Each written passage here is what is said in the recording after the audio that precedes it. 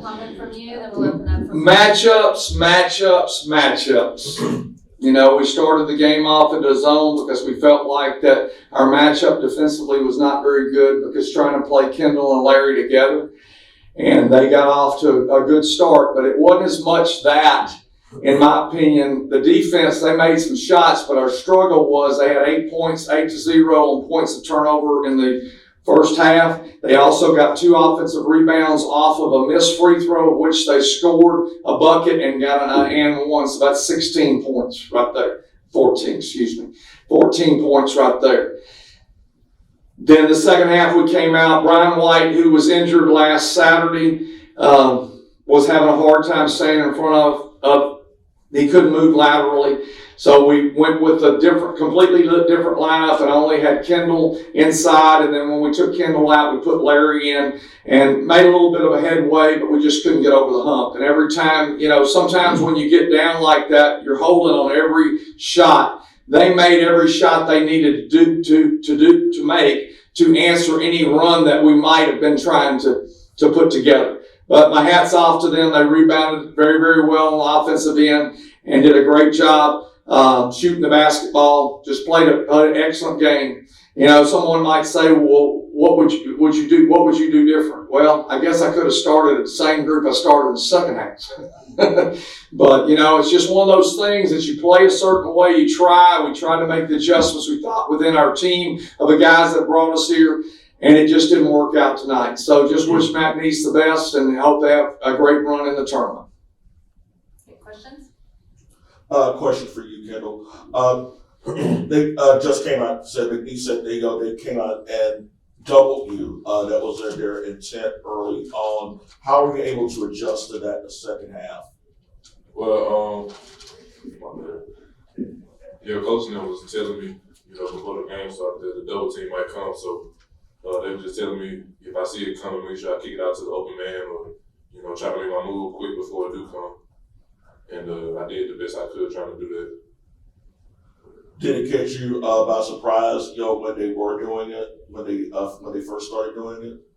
No, not really. You know, like I said, Coach was, you know, kind of telling me all week that was going to kind of happen. So I knew what it was when the game started. Cedric, talk about the effort that you guys came in the second half. You guys were able to find the basket in the first half, but the scoring was certainly there in the second half. What was the big difference? Yeah, just people the will and not wanting to lose. You know, I mean, McNeese, they always just hit shots. It was just their game, but we all put up a fight and just tried to come back and win the ball game. Different question. Was there anything that y'all saw differently? I know y'all played them a couple of times. Well, wow.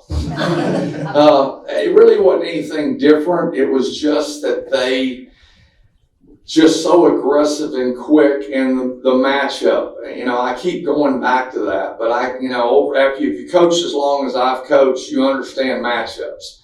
And they were as bad a matchup as we had all year because you couldn't really play Larry and Kendall together because of the fact that you've got, I've lost my name here, 12, Taylor, who was a real matchup problem for Larry because but then when Larry went in for Kendall, he did a great job of trying to stay down, but there again, we only had one big in the game. But I would say this, and this is just, because I can say it, okay? Because there's always a lot of questions. Why was I calling timeouts at the end of the game? Well, if you don't coach every bit of the game, how can you expect players to play every bit of the game? And I was proud of my guys because they continued to try to make things even though the clock was short. And I think that sometimes that's misunderstood. And so that's just the theory. I don't have to explain that to you, but I think that a lot of times we lose, Matt's laughing at me, but we lose sight of the fact that we are teaching and coaching until the bell goes off in the classroom. I was probably a lot better coach than I was a classroom teacher. Just follow up for the two student athletes. Now that your season has come to a short end, unfortunately, how are you going to look back on this and have this drive you for going forward? You want me to answer that? No, too. Them, okay. I do want to say something before you do that. I'm really proud of these two guys. I thought he had an unbelievable second half, and I thought he had a great second half as well. So they adjusted. They continue to compete and play. So I've said all I'll say, okay? Matt's got my lip sealed. Cedric, I'll let you take that question first. Well, yeah, we just gonna learn from this past season and just put it behind us and just move on forward and just work on our weaknesses and just get better every day. Yeah, like you said, just you know, go back and look at what we did wrong, try to fix it, and work on our game individually and get better as a team, and just get ready for next season. Thank y'all. Thank you. Thank you. Thanks, guys.